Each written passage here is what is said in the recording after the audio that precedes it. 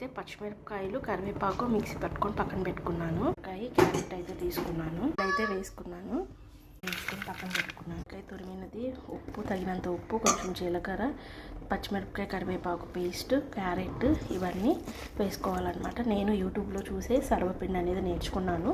నేను first time try చేస్తున్నాను. ఒక కప్పు బియ్యం పిండి అయితే తీసుకున్నాను. ఈ విధంగా కలుపుతున్నాను. దీనికి సరిపడా బియ్యం పిండి అయితే తీసుకుంటున్నాను. నేను ఫస్ట్ టైం ట్రై చేస్తున్నాను అనమాట. ఎలా కుదిరిద్దో చూడాలి. 1.5 కప్ బియ్యం పిండికి నేను వాటర్ ఏం పోయకుండా ఈ విధంగా తురిమిన దాంతో ఇది చేశాను. ఇప్పుడు దీన్ని అప్పాల్లాగా చేసుకోవాలి. ఆయిల్ పేపర్లు పెట్టుకొని కొన్ని హోల్స్ పెట్టారు. సేమ్ అదే ట్రై చేస్తున్నా. చూడాలి ఎలా వస్తుందో. మీడియం ఫ్లేమ్లో కాల్చుకుంటారు. 2 వైపులా కాల్చుకోవాలి. ఫ్లేమ్లో పెట్టి ఈ విధంగా కాల్చుకుంటున్నాను. టేస్ట్ చూసి చెప్తాను. మీకు నచ్చినట్లయితే ఈ విధంగా మీరు కూడా ఫాలో అవ్వండి. Please like, share and subscribe my channel. కాల్చుకొని నెక్స్ట్ వైపు కూడా తిప్పాను. ఇది కూడా కొంచెం ఎర్రగా కాల్చుకొని తీసేస్తాను. పెట్టారా లేదా